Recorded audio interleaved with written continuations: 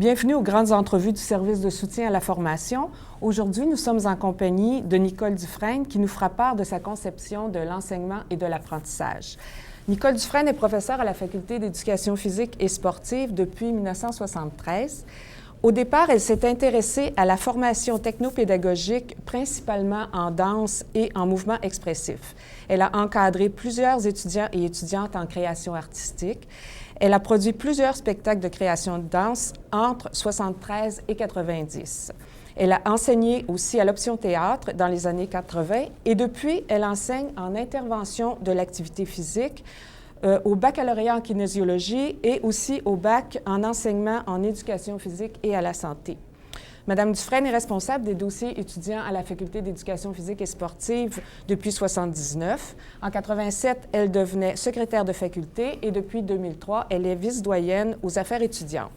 Elle s'intéresse particulièrement à la problématique liée au métier d'étudiant, c'est-à-dire à la persévérance aux études, aux besoins financiers, au support accordé aux étudiants athlètes. Outre ses activités liées à la formation, Mme Dufresne a été active aussi au sein du syndicat des professeurs et professeurs de l'Université de Sherbrooke. Entre autres, elle était membre du conseil d'administration pendant 5 ans. Alors, Nicole Dufresne, bonjour. Bonjour. Vous êtes à l'université depuis 1973, soit depuis plus de 30 ans que vous enseignez. Est-ce que vous considérez que votre façon de concevoir l'enseignement et l'apprentissage a beaucoup changé au fil de toutes ces années? Ah oui, sans aucun doute, puisqu'au début, jeune professeur, j'avais presque l'âge des étudiants à ce moment-là. J'étais beaucoup plus centrée sur le contenu. Ce qui me préoccupait, c'était les contenus à faire passer aux étudiants. Je préparais mon cours, mon plan de séance, très bien préparé, très structuré. Et j'étais satisfaite lorsque j'avais pu, à l'intérieur du temps qui m'était imparti, réussir à passer toute ma matière. Et c'était... En fait, j'étais celle qui déterminait les contenus. C'est un peu un ancrage pour un jeune professeur parce que c'est ce qui nous... C'est ce pourquoi on est engagé ou reconnu. Il manquait un élément très important de ce casse-tête-là qui est... il y a le professeur ou la professeure, le contenu qui est important, mais oui, indispensable, mais il y a également l'apprenante et l'apprenant. Et j'avais complètement oublié il manquait cet élément du casse-tête. Bon, évidemment, on prend confiance en soi lorsqu'on enseigne et on apprend à se détacher de son contenu, à percevoir dans la salle de classe, sur le plateau sportif, puisque j'enseignais des cours de technique et méthodologie, on apprend à voir que les apprentissages ne se font peut-être pas. On le réalise au moment où on corrige nos examens, où on demande un travail et les étudiants passent complètement à côté. Il y a un questionnement qui s'est fait. Beaucoup de discussions avec mes collègues professeurs, puisque dans le programme dans lequel j'interviens encore aujourd'hui, c'est un programme de formation professionnelle, et c'était toujours un programme de formation professionnelle, une profession très jeune au début des années 70. Il y avait peu d'éducateurs physiques dans l'ensemble des écoles du Québec. Donc, on formait des enseignants et cette préoccupation-là nous rattrapait forcément. Et beaucoup de discussions avec des collègues professeurs et j'ai appris à ne plus m'accrocher comme une bouée de sauvetage à ce contenu-là qui était si important. Il y a eu d'autres événements aussi qui ont permis ma réflexion. À la faculté, dans les années 70, on a eu un projet recherche-action puisqu'on trouvait que les plans de cours, les étudiants n'utilisaient pas les plans de cours. Alors, on se disait, pourquoi on prépare un plan de cours c'est-à-dire sur l'ensemble du trimestre, qu'on appelait syllabus ou syllabie. Et pourquoi on prépare ce syllabus-là et que les étudiants ne s'en servent pas? Réflexion, action sur qu'est-ce que devrait comprendre, sur quoi on doit porter les contenus des plans de cours. On parlait de savoir, on parlait de savoir-faire, on parlait de savoir-être, on parlait d'objectifs d'apprentissage. Et dans les cours de technique et méthodologie, on parlait aussi de savoir-faire, puisque le professeur d'éducation physique, l'enseignant en éducation physique ou l'enseignante doit être capable de faire à ses élèves et d'avoir des apprentissages qui sont signifiants pour eux autres. Alors, c'est à ce moment-là que j'ai réalisé que dans mes plans de cours, je parlais d'objectifs, je parlais de moyens, je parlais d'évaluation, mais qu'il y avait comme pas toujours de la cohérence entre les moyens utilisés. Donc, j'ai complètement revu mes plans de cours et pour chacun des objectifs, je m'assurais d'essayer de cerner le contenu essentiel pour atteindre et quelle était la meilleure approche que je pouvais utiliser pour faire atteindre ces contenus-là. Aussi, les moyens d'évaluation. Il y en a qui ont sauté. Je faisais faire un travail dans certaines activités pédagogiques, puis il était relié à rien.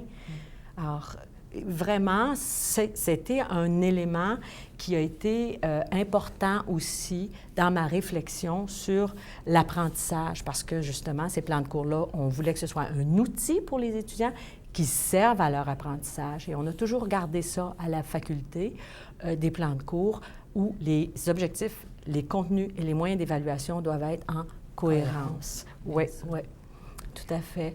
Il y a eu d'autres événements, évidemment, parce que j'étais sensible aux étudiants, puis au niveau des étudiants qui étaient dans mes cours de technique et méthodologie. J'ai enseigné des cours, on a mentionné danse, expression, mais j'ai aussi enseigné des cours de natation, de ski de fond. Alors, on voyait arriver à l'intérieur des cours des étudiants qui étaient excellents et d'autres qui avaient peu de bagages. Alors, je me questionnais beaucoup à savoir comment je pouvais permettre à tout le monde d'apprendre quelque chose et sans toutefois être esclave d'un contenu. Là, puis c'est pas facile, mais c'est aussi la réalité de nos enseignants en éducation physique dans les écoles.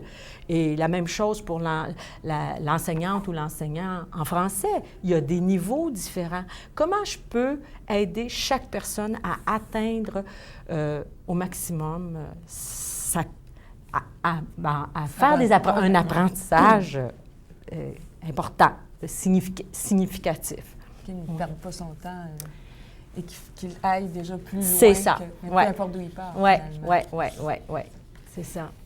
Est-ce que ça vous a amené toute cette évolution, je dirais, dans votre conception de l'enseignement et de l'apprentissage, à revoir votre rôle comme professeur différemment? Quand on a 3 morceaux dans un casse-tête, c'est différent que lorsqu'on a 2 morceaux.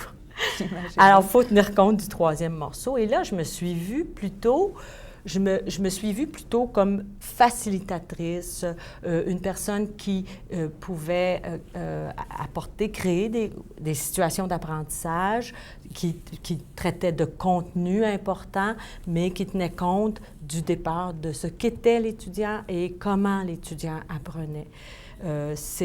Donc, j'ai vu plutôt un rôle de guide, sans toutefois penser que parce qu'on part de l'étudiant, on est au service de l'étudiant. Il y a quand même le contenu. Le contenu est aussi important que les apprenants, les apprenantes et que la personne.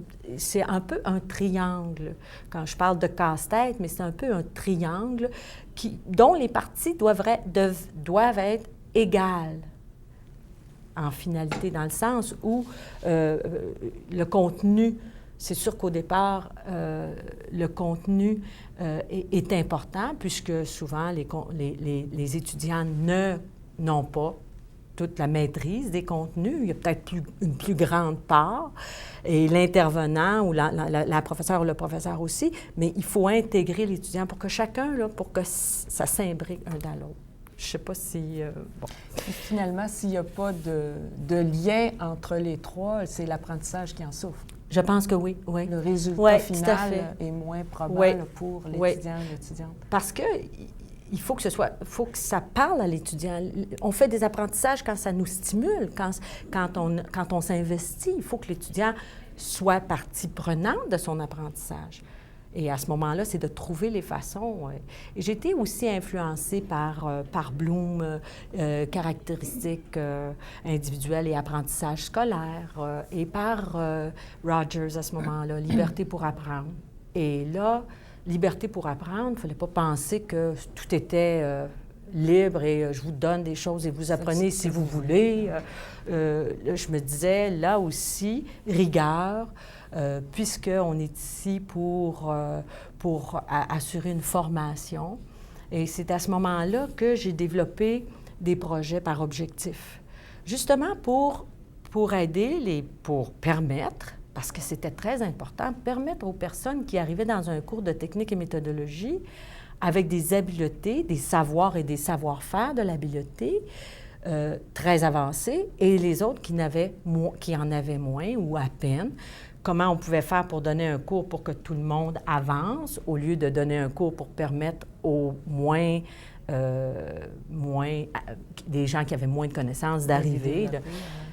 Donc, c'est là que j'ai développé une approche, je ne suis probablement pas tout seul à avoir développé cette approche-là, mais avec discussion auprès de collègues, où chaque étudiant devait établir ses objectifs de cours, devait identifier les moyens qu'il prendrait pour atteindre ses objectifs de cours et devait identifier l'évaluation. Alors, c'est quand même un travail assez important. C'était l'étudiant ou l'étudiante qui était au cœur de son apprentissage. Moi, je suis ici jusqu'où je peux aller, jusqu'où je veux aller, dans mes savoirs, dans mes savoir-faire, et j'imposais le savoir-faire faire, et je laissais libre, ils devaient choisir des différents thèmes. Ça pouvait être de l'organisation sportive, ça pouvait être de l'intégration des principes biomécaniques appliqués à la discipline sportive, par exemple. Donc, c'était assez ouvert et pour éviter que la liberté pour apprendre se laisse aller, parce qu'on connaît l'être humain étant ce qu'il est. Des fois, on va vers la facilité, puis c'est ce que je voulais éviter, c'est que mes étudiants qui étaient bons, ce soit facile pour eux. Je voulais qu'ils aillent plus loin. Et donc, il y avait une certaine quantité c'était assez cadré, une quantité de travail à faire qui était cotée et c'était des points quantitatifs qui permettaient, quand l'ensemble des points quantitatifs étaient atteints, là, il pouvait y avoir réussite de cours. Maintenant, lorsque ça c'était fait, comment tes objectifs ont été atteints, les moyens qui ont été pris. Et en tout temps, les étudiants pouvaient me demander, bien, moi, je serais prêt à faire un tel examen, un examen pratique, un examen écrit. C'était quand même assez exigeant. Exigeant pour le professeur, j'imagine. Oui. Est-ce que les étudiants réagissaient bien à ce changement-là dans le rôle du professeur, ou s'il y avait des réticences assez claires? C'était partagé et je pense qu'à un moment donné, j'ai atteint un peu un objectif, que les étudiants qui venaient chercher un cours facile laissaient le cours. Ça ne les intéressait pas. Ils se disaient, moi, j'ai des compétences, soit en ski de fond ou en natation ou en danse, et ça ne me convient pas à moi.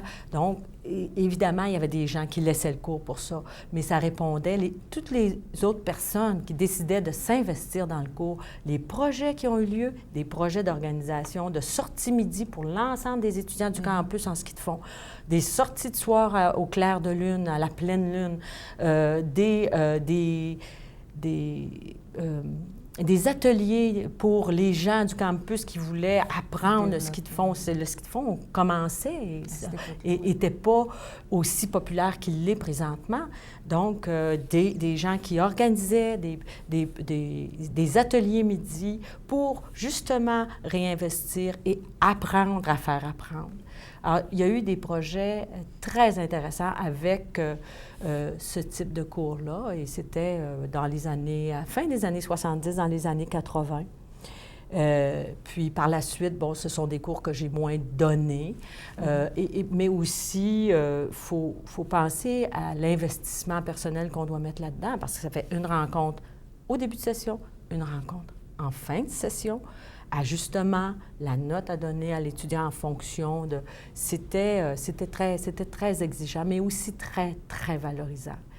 Valorisant pour le professeur, probablement très motivant pour l'étudiant. Oui. Ah oui, oui. Ah oui. Et somme toute, les apprentissages réalisés vous apparaissent avoir été plus importants en utilisant cette approche pédagogique-là. Ah Tout oui, à fait. oui. Ah, définitivement.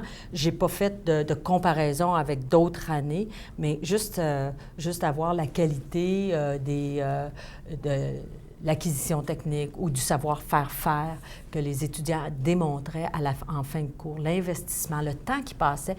C'était un cours de 1 crédit, là.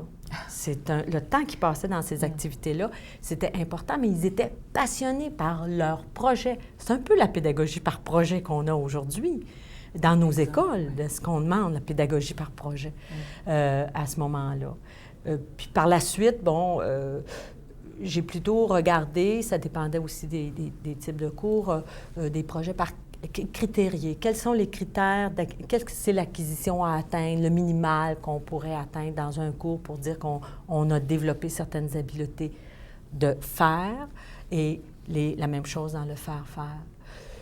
Et maintenant, je suis dans des activités où j'ai toujours ce souci-là que les étudiants apprennent et réinvestissent, mais ça devient assez intéressant puisque dans les cours d'intervention que je donne au bac en kinésiologie ou en communication, qu'on donne en équipe de profs au bac en enseignement, on a des laboratoires où les étudiants réinvestissent les concepts et ils sont confrontés à la fin de leur enseignement on revient et on objective ce qui a été fait en lien avec les déterminants de la condition physique, puisque c'est un cours qu'on fait intégrer, prescription et conditionnement physique et intervention, et ton approche. L'approche d'intervention en conditionnement physique est vraiment différente de l'approche d'un apprentissage scolaire.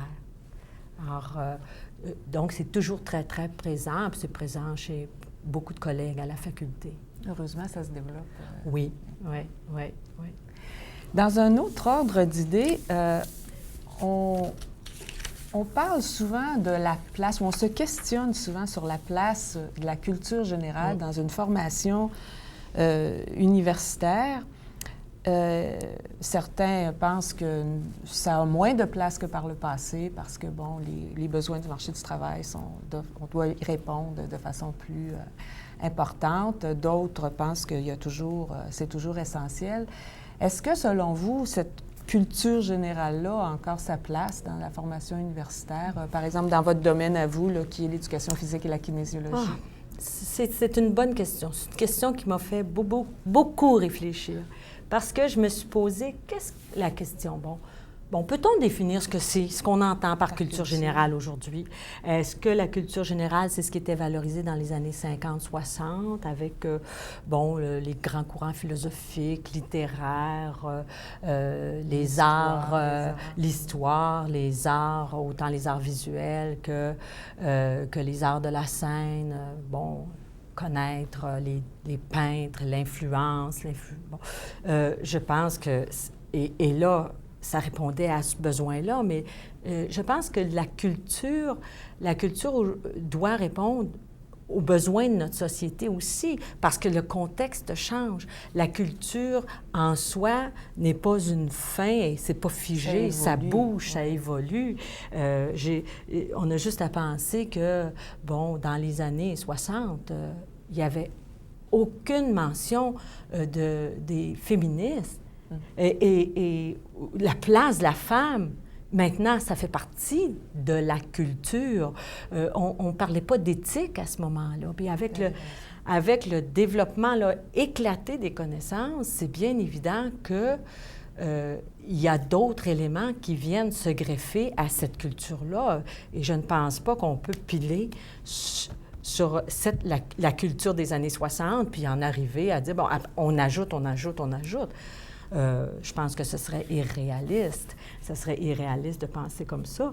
Mais je crois quand même que c'est indispensable qu'on ait qu'on ait cette préoccupation de culture. Parce que dans ces temps de mondialisation, là, les jeunes professionnels, les penseurs qu'on forme, vont être confrontés avec toutes sortes de questions, donc ils devront faire appel à la philosophie, à l'histoire. On se base sur notre histoire. On devra faire appel à tout le contexte social et j'en ai parlé, le rôle du féminisme et l'éthique, les problèmes d'éthique auxquels ils seront confrontés. Et c'est quotidien, ces problèmes-là. C'est pas juste des grands problèmes d'éthique que l'on soumet à un éthicien qui va nous aider à prendre une décision. Et c'est dans tous les domaines, tant en éducation physique, en kinésiologie, les professions se chevauchent, s'entrecroisent. On a besoin les uns des autres. Et la culture, le Québec des années 60 et le Québec présentement, ce n'est plus la... C'est une autre société, hein? C'est une autre société. On a juste à penser à le multiculturalisme qu'on a ici au Québec. Les éducateurs physiques sont confrontés à ça dans les écoles. Donc, ils doivent connaître cette culture-là. Ça s'ajoute à sa culture propre, les valeurs, la culture de l'autre, parce que je pense que la culture permet d'ouvrir les esprits à ce moment-là et connaître l'autre, c'est d'avoir moins peur de l'autre, c'est d'être capable de l'intégrer, c'est de l'accueillir et je pense que ça fait partie aussi d'une culture. Puis cette culture classique, si je peux l'appeler comme ça, parce que c'était souvent issu des cours classiques. Et je me souviens très bien lorsque, dans le journal La Tribune, puisque je suis native de Sherbrooke, là, à la fin de la philo 2, tous ces beaux jeunes hommes photographiés dans La Tribune, je ne me souviens pas combien de pages que ça prenait, qui dévoilaient leur profession et qui dévoilaient l'orientation qu'ils prendraient.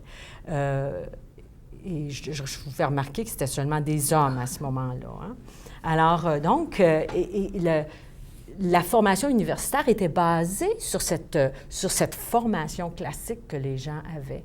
Maintenant, on a donné le mandat au cégep de traiter, de parler de philosophie, d'histoire, et puis tout dépendant des orientations des programmes. Et toute cette formation générale-là le mandat a été donné au cégep. Alors, à ce moment-là, les universités ont développé des programmes qui sont plus disciplinaires ou plus professionnels pour répondre aux exigences de la discipline, pour répondre à des ordres professionnels.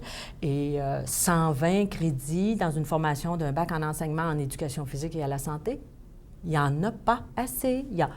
Heureusement, on a toujours 6 crédits au choix, mais ce qui est peu, et le choix que les personnes font peut très bien être dans le secteur professionnel comme être dans un secteur de culture plus générale. Et donc, cette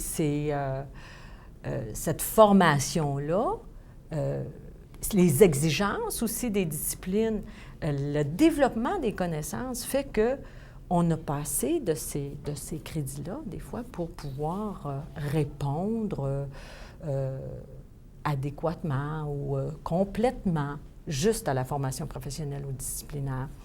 Mais je pense malgré tout qu'on devrait avoir ce souci-là. Mais il y a une culture. Je pense qu'il y a une culture, on parle de culture d'entreprise. Bon, dans une culture d'entreprise, il devrait y avoir plus large que juste ton entreprise, parce que tu fais affaire avec des gens d'extérieur. Donc, déjà, on voit un éclatement. Dans les disciplines professionnelles, on a, parce que, on a une certaine culture. J'ai juste aussi à penser, à donner comme exemple, la culture qu'on a aujourd'hui de la santé, des saines habitudes de vie. Et nos programmes de premier cycle vont directement, correspondent directement à cette culture-là de développer de saines habitudes de vie, de prendre conscience de nos habitudes alimentaires, de notre pratique d'activité physique, d'essayer de déterminer quels sont les agents stresseurs. Ce sont tous une formation qu'on a, et c'est aussi parallèlement à ça, avec la formation disciplinaire. Je dis parallèlement, mais on essaie plus de l'intégrer avec la formation disciplinaire.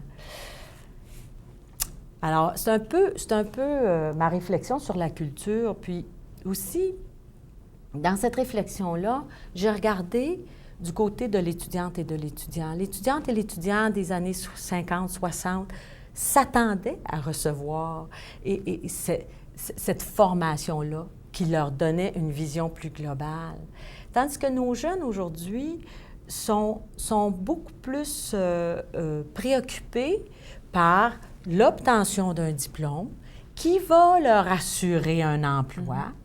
Et je dirais même que la population s'attend à ce que l'université forme des professionnels. C'est beaucoup les attentes de ce que la population a pour l'université. Mais pourtant, là, je pense que les enjeux professionnels, peut-être que je l'ai mentionné, doivent tenir compte d'une culture, parce qu'on est dans une société et on ne peut pas s'en détacher. Et moi, je dis toujours que la culture nourrit l'esprit, ouvre l'esprit, mais je trouve que la culture nourrit l'âme et rend plus sensible aux autres. C'est un peu... Et ça, c'est essentiel. C'est essentiel, j'imagine, pour pouvoir former des gens qui vont dans une université, des gens finalement qui vont répondre aux besoins de cette société-là. Il faut être sensible aux autres pour pouvoir répondre aux besoins d'un groupe social. Ah oui, définitivement. Oui, oui. Malgré les difficultés que ça représente, là, parce que le problème des exigences, de concilier les exigences des ordres professionnels, par exemple, et dans votre cas, c'est présent, là, le concilier les exigences des ordres avec En fait, chez nous, c'est pas un ordre professionnel encore, mais on a les exigences du ministère de l'Éducation. Du ministère de l'Éducation. Et on a les exigences du programme de formation en kinésiologie qui sont en demande d'ordre professionnel. Oh, c'est pas fait encore? Non. Okay. Est-ce que vous pourriez nous dire ce qui devrait, selon vous, faire partie de la formation universitaire en 2006? On voit les difficultés que représente l'insertion ou bien de la culture générale, là.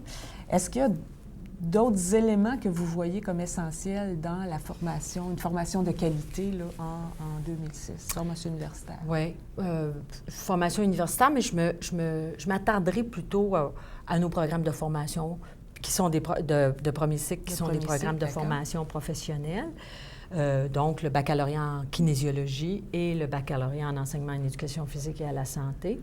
Et je pense que ce qui est important et ce qu'on essaie de faire, c'est un virage qu'on a pris et c'est de développer une vision globale en fonction d'une approche programme pour que les connaissances ne soient pas pilées une sur l'autre. Et lorsqu'on est rendu en haut, il y a quelque chose en bas qu'on a oublié.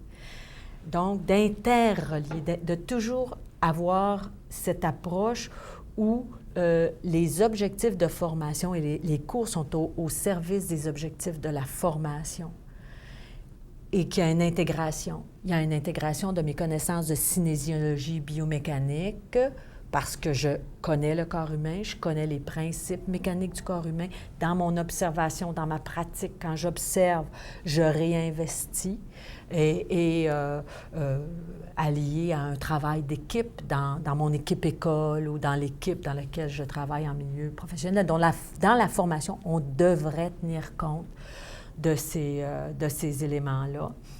Et c'est un changement de mentalité qui est quand même assez important parce que il faut concevoir des programmes en fonction de ça, puis il faut que les gens adhèrent et que les gens adhèrent à cette approche programme-là, ça prend un certain temps. Ça prend un certain temps puisque le cours disciplinaire ou en psychopédagogie, peu importe, a son importance en soi. Mais je pense qu'il prend toute son importance lorsqu'il est signifiant en cours de route. Lorsque dans mes stages en enseignement, je réutilise ce que j'ai vu dans mon cours d'observation humaine et je fais le point, j'objective cette utilisation-là. Lorsque dans mon stage, je réinvestis toutes les fonctions, les actes pédagogiques qu'on a travaillés dans le cours de communication et que l'on revoit. C'est une démarche qui n'est pas facile, mais c'est une démarche qui est possible. Les gens qui s'investissent dans cette approche-là, ça devient très, très intéressant. C'est basé avec l'acquisition des compétences. Hein? Je pense qu'on ne s'en sortira pas. Les jeunes qui s'en viennent vont, avec les nouveaux programmes, devraient être formés de la sorte. Des jeunes du primaire et du secondaire, là, lorsque le programme au secondaire sera complètement implanté, il est implanté, c'est pas chose facile au primaire, mais il est implanté et c'est cette approche-là. On parle de projet, mais c'est un peu la même chose qui se passe quand on fait un projet commun dans une session où les gens réinvestissent des connaissances, puis où, à un moment donné, dans notre programme, on peut faire le point. À quoi j'ai été confrontée dans mes stages? Qu'est-ce qui a interpellé? J'ai fait appel à quel cours disciplinaire m'a servi à ce moment-là? J'ai fait face à un problème d'éthique. Comment j'ai pu régler ça? Évidemment, nos étudiants et étudiantes sont supportés par des enseignants et enseignantes associés et des superviseurs de l'université, mais on fait toujours le point et le retour, toujours d'avoir cette approche réflexive. Réfléchir sur notre pratique professionnelle. Alors, le programme, l'approche programme, je pense, permet beaucoup plus cette réflexion-là, au lieu d'avoir des connaissances en tiroir, puis, ce tiroir-là, j'en ai pas besoin. Si j'en ai pas besoin, c'est peut-être parce qu'il n'y a pas sa place dans le programme. Est-ce que vous direz que votre vision de cette formation-là de qualité est assez partagée ou si si on a encore beaucoup de personnes qui conçoivent la formation comme plus en silo ou est-ce que chacun y va de son contenu à donner? Je dois dire que chez nous, à la faculté, il y a une très grande volonté je dirais pas de tout le monde, mais de l'ensemble des professeurs et des chargés de cours. On n'est pas au choix un peu, puisque les cours doivent contribuer au développement des 12 compétences de formation à l'enseignement, quand je parle de formation à l'enseignement. Et le programme en kinésiologie, on l'a travaillé de la même façon au développement des compétences professionnelles d'un kinésiologue qui travaille en activité physique et mieux-être ou d'un kinésiologue qui est en encadrement sportif. C'est pour ça que cette approche se vit bien à la faculté. Je ne dis pas qu'elle est implantée partout, on est dans l'implantation, mais il y a une grande ouverture de la part des professeurs et des chargés de cours à la faculté. C'est encourageant. Oui, très. Quelles seraient donc les caractéristiques d'une formation de qualité en bout de ligne pour l'étudiant qui en bénéficierait ou qui en bénéficie déjà? Oui. Bien, je ne sais pas si je peux parler pour l'ensemble de l'université, parce que, chaque programme étant différent, mais il y a une formation universitaire. Moi, ce que je trouve très, très, très important pour l'étudiant, c'est que notre rôle, c'est d'éveiller sa curiosité et de garder cette curiosité active et qu'il s'approprie la curiosité. Parce que l'étudiante doit avoir le goût d'apprendre. C'est pas à la fin de l'université, c'est pas la fin de l'apprentissage. On doit toujours être curieux dans notre profession, dans notre vie quotidienne, je pense, et d'avoir ce goût d'apprendre-là, c'est très important. Puis c'est par la curiosité qu'on peut avoir ce goût-là, je pense. Et j'imagine que dans un monde où les connaissances sont de plus en plus facilement accessibles là, et qui se développent de plus en plus rapidement, cet éveil-là, cette curiosité-là devient de plus en plus essentielle puisque les connaissances évoluent tellement rapidement pour demeurer à la fine pointe. Oui. Oui, mais en même temps, je dirais qu'il faut que les personnes soient critiques. Parce qu'on regarde ce qui se passe avec Internet.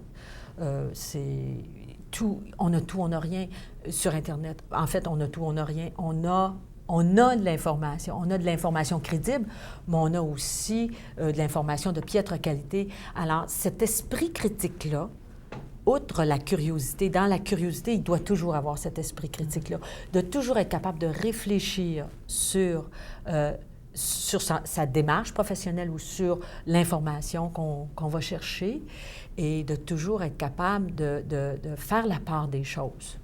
Et pour ça, dans la formation universitaire, on devrait pouvoir outiller nos étudiants, nos étudiantes à cette approche critique-là. En fait, à former des gens qui réfléchissent tout au long de leur vie. Et qui vont continuer après. Et qui vont continuer. Après les études. Après les études, que ce soit les études de premier, deuxième ou troisième cycle, évidemment. Oui. Mais la majorité des étudiantes et des étudiants qui sont à l'université complètent un premier cycle et ne poursuivent pas d'études de deuxième cycle. Ça ne veut pas dire qu'il n'y a pas de formation continue. Ça ne veut pas dire qu'ils ne vont pas chercher des nouvelles connaissances. Ça ne veut pas dire qu'ils ne s'investissent pas dans des projets. Ça veut juste dire que, bon, ils ont un premier cycle et ils font une excellente carrière avec un premier cycle, pour beaucoup. Oui. Puisque vous nous amenez sur le chemin de la réflexion, est-ce que les étudiants doivent réfléchir tout au long de leur formation et même par la suite? Est-ce que les universités, elles, devraient réfléchir sur leur mission d'enseignement? Est-ce qu'il y a des éléments, des axes principaux que cette réflexion devrait regarder, traiter? Oui. Bon, parler de réfléchir, je pense que l'université devrait toujours réfléchir sur ses actions, sur sa mission. Sa mission qui est la mission enseignement-recherche, ça fait partie de l'université de réfléchir. Même si des fois, je trouve qu'on est tellement sollicité à droite et à gauche qu'on a moins de temps pour penser, pour réfléchir. Il faut se donner ce temps-là. Et il faut aussi permettre que l'enseignement ait sa place au même titre que la recherche, en ce sens que la valorisation de la recherche, je suis d'accord, puisqu'elle vient nourrir nos connaissances, elle vient appuyer toute notre action comme de professeur, mais notre action de professeur aussi, c'est l'enseignement. Et oui, je pense que l'université devrait réfléchir à cette mission enseignement et y donner de l'importance. Mais je pourrais dire qu'au fil des ans, j'ai vu une amélioration de cette importance qui est donnée à l'enseignement. Au tout début, lorsque j'étais jeune professeur, il n'y avait que le vice-recteur à l'enseignement, qui s'occupait plutôt de programmes. Hein. Ce n'était pas par rapport à l'enseignement-apprentissage. Et par la suite, il y a eu une personne, un adjoint ou une adjointe qui a eu une préoccupation programme et une autre personne qui avait une préoccupation plutôt apprentissage. Ça commençait. De là est né le service de soutien à l'enseignement. Maintenant, aujourd'hui, soutien à la formation. Et j'aime beaucoup mieux ce titre-là, puisque l'enseignement s'adresse plutôt aux enseignants, aux professeurs, et la formation s'adresse à tout le monde. Les étudiants sont en formation, les professeurs et les chargés de cours sont en formation. Moi, j'apprends continuellement de mes étudiants aussi. Donc, j'aime beaucoup ça, le service de soutien à la formation. Et j'aimerais ça que, moi, je pense que l'apport que il faudrait aller un petit peu plus loin parce que je pense qu'un axe de recherche, un axe de réflexion qui est importante, et je reviens à l'approche programme. C'est difficile à implanter. c'est difficile que les gens soient les mêmes paramètres à un moment donné. C'est difficile de s'assurer qu'on va y parvenir parce que ça prend la volonté des personnes qui sont des responsables de programme et qui ont le souci de maintenir cette approche programme-là. C'est souvent lié aux personnes. Alors, une personne qui pourrait être, par exemple, rattachée à la faculté, qui provient du service de soutien à la formation, une personne identifiée pour chacune des facultés, que ce soit, je ne veux pas dire qu'elle passe 5 jours semaine à la faculté, mais comme étant la personne ressource sur qui on peut s'appuyer pour s'assurer qu'on a du temps pour faire ça, parce que ça prend du temps pour faire ça, si on veut bien le faire. Chez nous, on a un projet, justement, d'intégration de nos activités de didactique, puisqu'on pense qu'avec les stages, les séminaires, c'est le cas, ce sont les outils avec lesquels les étudiants vont travailler toute leur vie. Et on a 95 % de nos professeurs, des enseignants de ces cours-là, qui sont des chargés de cours. Et comment arriver à une approche programme alors que c'est des gens qui viennent donner un cours à la pièce? Alors, on a eu du soutien de l'université et on a pu avoir une personne extérieure, un consultant qui est là, qui participe avec l'équipe de professeurs intéressés à ce secteur-là, sous la responsabilité de Georges Lemieux et de Carlos Palanzani, qui permet des rencontres, qui permet de réfléchir sur les pratiques, de réfléchir sur les pratiques et les savoirs essentiels qui doivent être enseignés dans ces activités-là, de réfléchir sur le savoir-faire aussi. Alors, mais on a besoin d'un soutien. Et je pense que ce serait intéressant que le service de soutien à la formation offre. Est-ce que vous voyez un danger à ce qu'une personne de l'extérieur participe au développement de l'approche programme? Dans le sens où ça pourrait peut-être mener à une déresponsabilisation des professeurs qui font partie de ce programme si le travail ou une partie du travail est fait par quelqu'un de l'extérieur? Personnellement, je ne le pense pas. Je pense que cette personne-là vient supporter une démarche, puis une fois que l'engrenage est fait, il y a un effet d'entraînement. Il y a un effet sur les autres personnes qui n'ont pas modifié leur approche et qui sentent qu'ils ne sont peut-être pas dans la parade. On n'en est pas là à constater ça encore, mais je pense que personnellement, lorsqu'on fait ces changements-là, qu'on voit les effets sur l'apprentissage des étudiants, qu'on voit l'intégration qui peut se passer, à ce moment-là, c'est très, très difficile de revenir en arrière. Mais je pense que ça dépend des personnes aussi. Comme je le mentionnais, la personne qui a la responsabilité du programme a un rôle à jouer de s'assurer que cette approche programme où le travail qui a été fait se continue et se développe. Ça ne s'arrête pas là. Ça continue à évoluer. Ça évolue avec nos étudiants, ça évolue avec les disciplines, ça évolue avec les connaissances. Donc, ça a un effet d'entraînement. Je penserais que oui. Oui. Donc, le lien enseignement-recherche, le développement de l'approche programme, est-ce qu'il y a d'autres éléments ou d'autres axes sur lesquels devrait porter la réflexion de l'université sur l'enseignement, sur la mission d'enseignement? Est-ce qu'il y a d'autres éléments qui vous apparaissent en terminant importants à mentionner? Bien, depuis tout à l'heure, on a parlé d'enseignement-apprentissage, on a parlé d'approche-programme, on a parlé de l'enseignement. Les étudiantes et les étudiants qu'on a aujourd'hui, quels sont comment ils apprennent? Quelles sont leurs forces? D'où ils partent? Je pense que dans cet axe-là qu'on veut donner ou dans cette réflexion, on ne peut pas laisser la troisième partie du casse-tête. Doit être présente dans la réflexion parce qu'on enseigne à des enseignants, mais à des étudiantes et des étudiants, mais on enseigne, ce qu'on veut, on souhaite l'apprentissage et les étudiants apprennent différemment peut-être de comment ils le faisaient avant. Je pense que oui, moi je constate que ce que je constate, mais c'est tout à fait embryonnaire, c'est que ce sont des étudiants qui sont plus concrets, qui aiment mieux faire des choses.